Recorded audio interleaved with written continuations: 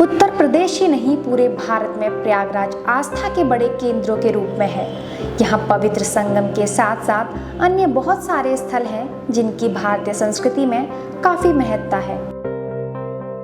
शहर को समझने के लिए इतिहास को भी जानना आवश्यक हो जाता है। पौराणिक कथाओं और हिंदू मान्यताओं के अनुसार सृष्टि रचनाकार भगवान ब्रह्मा के प्रथम यज्ञ से प्रयाग की उत्पत्ति हुई।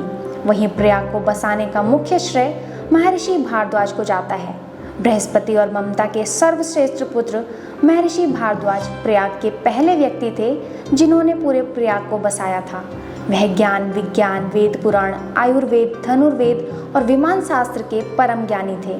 उन्होंने विद्या और शिक्षा के आदान प्रदान के लिए प्रयाग में गुरुकुल का बहुत बड़ा केंद्र बनाया था। प्रयाग का शाब्दिक अर्थ ब्रह्मा द्वारा किए गए प्रथम यज्ञ से है। प्रथम शब्द का पहला अक्षर प्रा तथा यज्ञ शब्द से याग को लेकर प्रयाग नाम की उत्पत्ति हुई। प्रयागराज में महर्षि भारद्वाज का आश्रम गंगा तट से थोड़ी दूर पर आज भी विद्यमान है। पौराणिक पुस्तक रामचरितमानस और वाल्मीकि रामायण के अनुसार राम वनगमन के दौरान श्रृंगवेरपुर से होते हुए प्रयाग में आए थे। उनके साथ लक्ष्मण और सीता जी भी थे। यहाँ आकर सभी पहले गंगा तट पर बसे महर्षि भारद्वाज के आश्रम में आकर रुके थे। इधर एक रात्रि विश्राम करने के पश्चात महर्षि की आज्ञानुसार त्रिवेणी में स्नान कर चित्रकूट के लिए प्रस्थान कर गए थे। भगवान के वनगमन के बाद श्री राम को वापस लाने के लिए उनके अनुज भरत भी यहीं से होकर गए थे।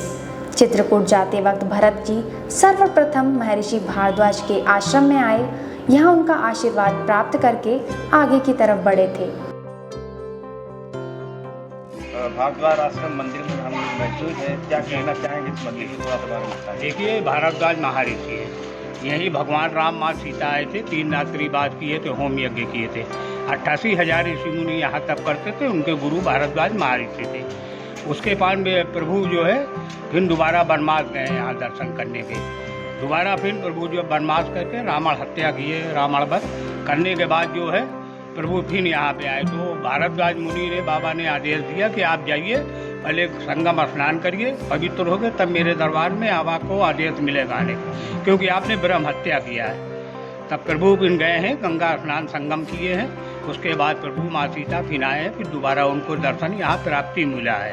कथाओं के अनुसार बताया जाता है कि महर्षि भारद्वाज ने प्रयाग के इस आश्रम में एक शिवलिंग की स्थापना की थी जिसे भारद्वाजेश्वर शिव के नाम से जाना जाता है। ये आज भी इस आश्रम परिसर में मौजूद है। ग्रंथों के अनुसार महर्षि भारद्वाज ज्ञान विज्ञान की सभी तकनीकों के जानकार थे। इन्हीं के द्वारा सर्वप्रथम विमान का निर्माण किया गया था। आपको बता दें कि विमान निर्माण के साथ साथ उनके द्वारा बहुत सारे यंत्रों के भी निर्माण किए गए थे।